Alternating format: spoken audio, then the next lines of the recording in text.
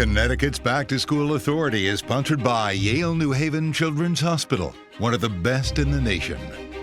East Haven students will be returning to the classroom next week, but many of their teachers spent hours last night protesting outside the high school. They're demanding safer conditions before the fall semester begins. Channel 3 is your Back to School Authority, and Eyewitness News reporter Roger Susanna joins us now live right outside East Haven High School. So Roger, what were these educators asking for last night, and what do they want?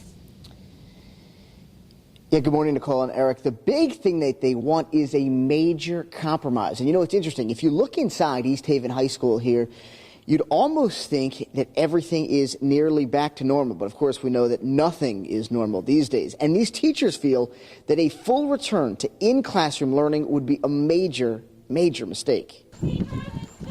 Matter! Matter!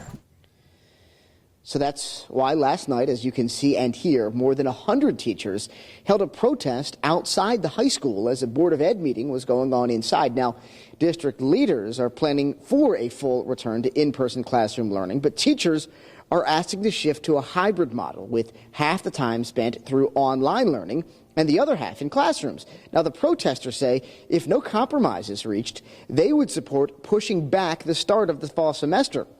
Multiple teachers also tell Eyewitness News that high-risk teachers are being forced into a nearly impossible choice. They can either return to the classroom armed with extra PPE or choose to take a leave of absence, resign, or retire. Now, if that's true, that would seem to go against the guidance of Governor Ned Lamont, who has repeatedly said anyone who is high risk should not go back to work.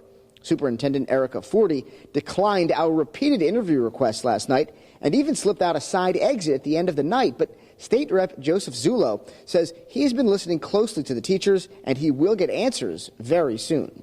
One of the first things that I'm going to be doing tonight when I get home is reaching out to the superintendent to set up a meeting to see if maybe I can discuss these concerns with her, because that was the real frustration tonight. And by the way, many of the teachers who attended last night's meeting and last night's protest say that the meeting itself actually proved their point about safety, because they claim that when in-person classroom learning begins next week, 25 students will be allowed in each classroom. That is the same number, 25, that were allowed in the auditorium, which of course is much larger, at last night's meeting. Reporting live outside East Haven High School, I'm Roger Susanna, Channel 3 Eyewitness News.